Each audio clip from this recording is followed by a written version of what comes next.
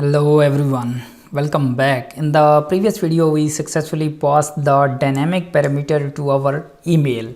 So now the time is to pass this background colors to our email dynamically. How we can pass this dynamically? So let's get started. So let's go to the project, and in the web.php file, so here we are going to pass our color. So you can get it from any of the attribute, but I'm defining it here it myself because I don't have any project which is where I'm getting it from. So here I'm going to define the color property. So let me go to the HTML color code website. It's a very cool website, so you can pick any color and you can also create your own ones, right? So let's add this green color here. Let me add this hash first, and this one is now color is available in this data, and then this data is passing here, and this one here we are injecting it here and then we are passing it here. So it's mean that our color property is available in this bed. So how can I change the color, right? So here I have this blue background, this one, right? This one is a background. So let me make this ff for white. So it's going to display us the white. So let me send this an email, so then we are going to check this that we are changing the white color or not. Okay, so email is sent, and yes, this email is received, and yes, this white is changed with this one, right? No, I think it's not changed. So let me check that what's the exact no, it's not this one, it's this one, right?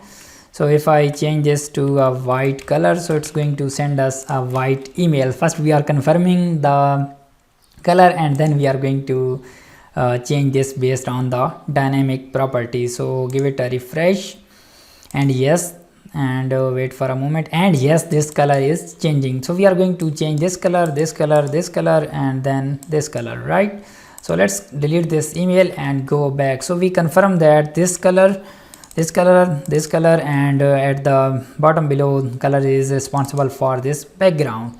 So how we can assign this color? So here we are going to check that first we are going to check that is set. Why I am checking that is set? Because I'm checking that if this variable is not set, I'm going to do one more thing, right? Why I'm doing this?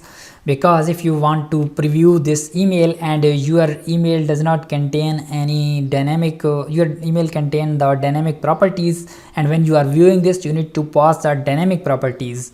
So if these dynamic properties will not available, so it will throw an exception. So that's why we are first checking that if this data is set, then we are going to display this data, and then this data contain a color property, right? And if this color property is not set, we are going to set this default color, right, which is blue color. So let me change this also. Let me check that where it's available. I'm going to change all of the ones, so where it's where this same color. So let's remove this color, and yes, I changed everywhere, and let me remove this from there because the color is there. So now I change this color everywhere here in the top center, and then this one is left, right, and the text color and stuff like that. So let's go here and give it a refresh. So we are going to get the green color, this one. Let me go there, and this one green color email. So let's get refresh, and yes, we have received an email. So let's take eye on this. We are getting the green color, and yes, we are creating this created the green background, green button, green this one color, and this one is also green. So you can change any of the color into your email, but I'm changing this blue background and the button colors for demonstration purposes. So you can do whatever you want.